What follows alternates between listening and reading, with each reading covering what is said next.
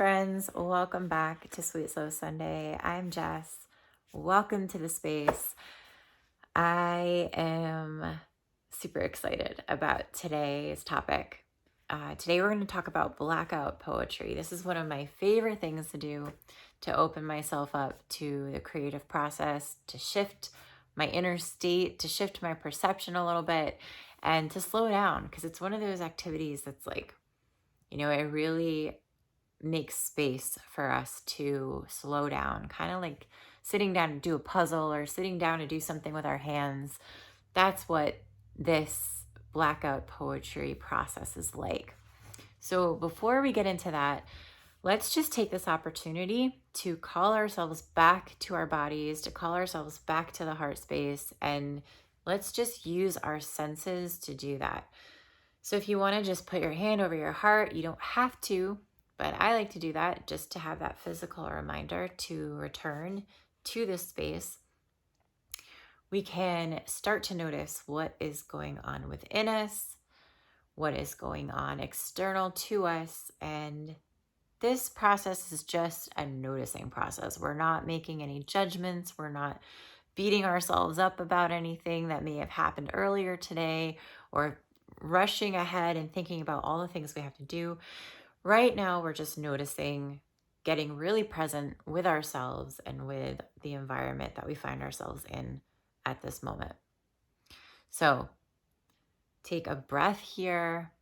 Do what you have to do to come back home to yourself.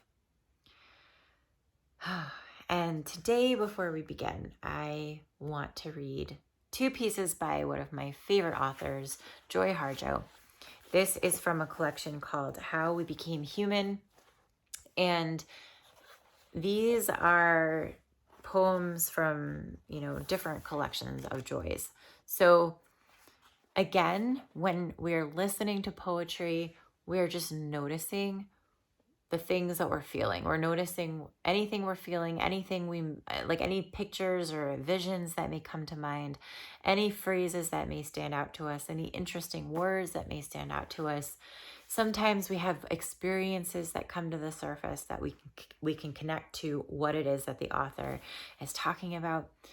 But poetry, again, is an experience. So this is requiring our presence. It's requiring our slow down and our intentional awareness. So again, when you're listening to this, just be here and notice what comes up for you, if anything. And if nothing is coming up for you, that's okay. Just enjoy listening to this and Joy Harjo. So this first piece is called White Bear.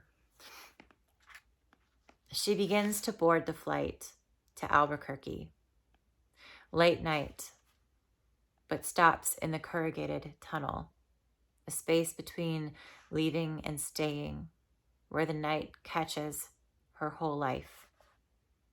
She has felt like a woman, balancing on a wooden nickel heart, approaching herself from here to there, Tulsa or New York, with knives or cornmeal. The last flight, someone talked about how coming from Seattle, the pilot flew a circle over Mount St. Helens. She sat quiet, but had seen the eruption as the earth beginning to come apart, as in birth out of violence. She watches the yellow lights of towns below the airplane flicker, fade, and fall backwards. Somewhere, she dreamed, there is the white bear, moving down from the north, motioning her paws like a long Arctic night, that kind of circle and the whole world balanced in between, carved of ebony and ice. Oh, so hard, the clear black nights, like her daughter's eyes and the white bare moon, cupped like an ivory rocking cradle, tipping back it could go either way. All darkness is open to all light. And this next one, also by Joy Harjo, is called Remember. Remember the sky you were born under. Know each of the stars' stories. Remember the moon. Know who she is. Remember the sun's birth at dawn. That is the strongest point of time. Remember sundown and the giving away to night. Remember your birth, how your mother struggled to give you form and breath. You are evidence of her life, and her mother's, and hers. Remember your father. He is your life also. Remember the earth whose skin you are. Red earth, black earth, yellow earth, white earth, brown earth. We are earth. Remember the plants, trees, animal life who all have their tribes, their families, their histories too. Talk to them. Listen to them. They are alive poems. Remember the wind. Remember her voice. She knows the origin of this universe. Remember, you are all people and all people are you. Remember, you are this universe and this universe is you. Remember, all is in motion, is growing, is you. Remember, language comes from this. Remember, the dance language is, that life is. Remember. So just let that land with you. And okay, today we are going to just talk a little bit about blackout poetry. So what is blackout poetry? So blackout poetry is when we take an original text. So it could be a book, it could be a newspaper, it could be a magazine article, anything that has any written language on it at all.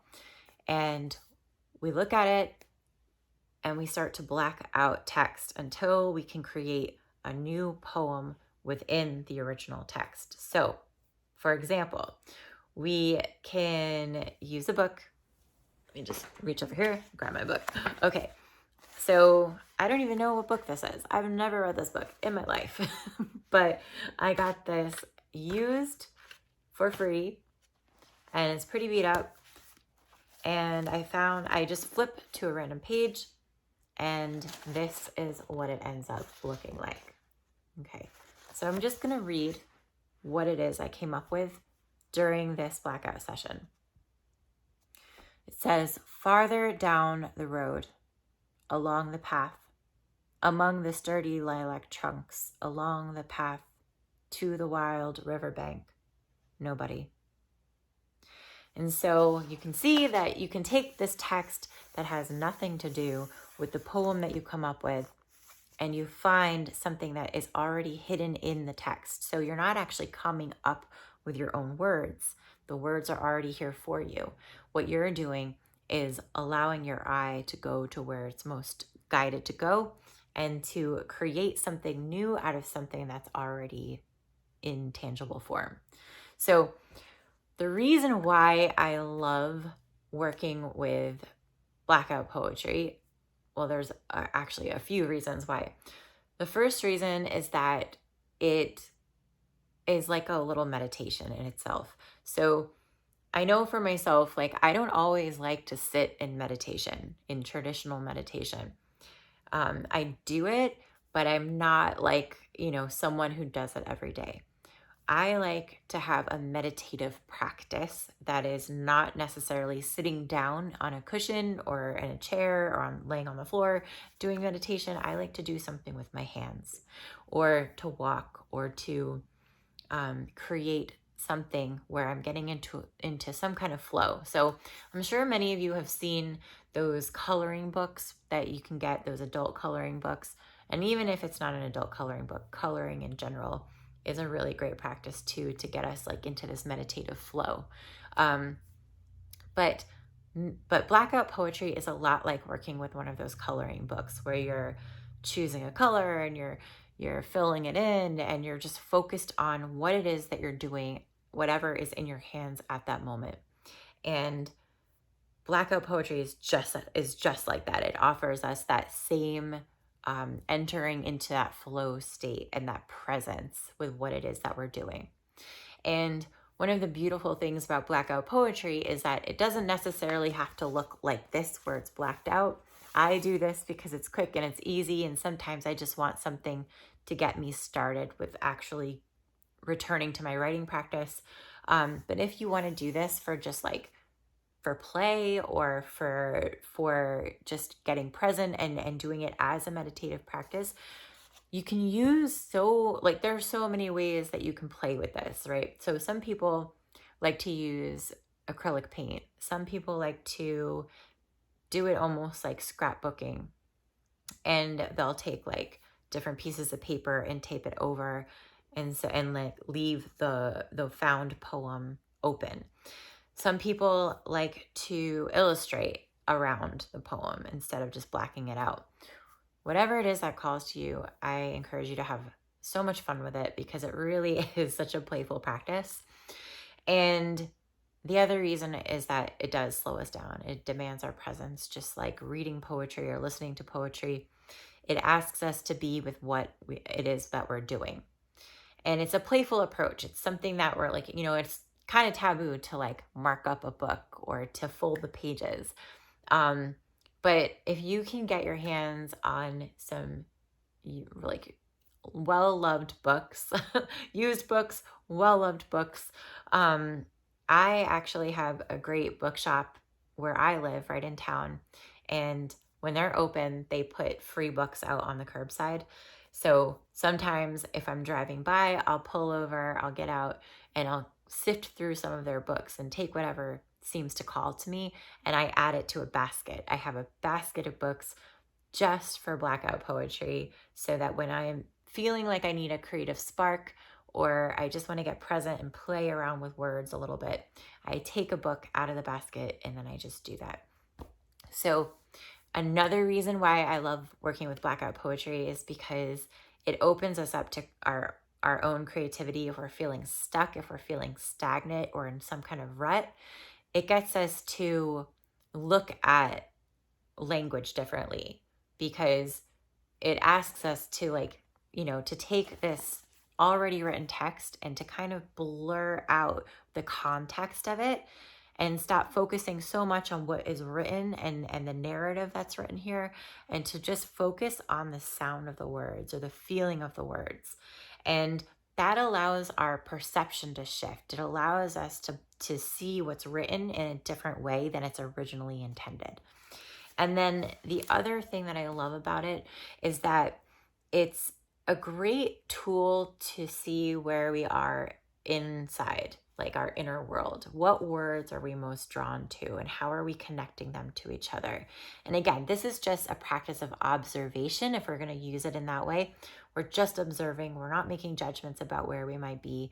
And it just allows us to get a greater look at some of the, what it is that we're being called to in that moment. So that's Blackout Poetry, and it's a super easy practice you can use at any time. It's something that you can just do for fun, which is like one of the greatest keys to getting present and to slowing down, is to do things that are just fun, just for the sake of fun, and not to have like some huge purpose behind it, except that it feels good and it's pleasurable and it's fun. So that's all I have for you today. I hope you guys have a beautiful week, and I will see you next Sunday.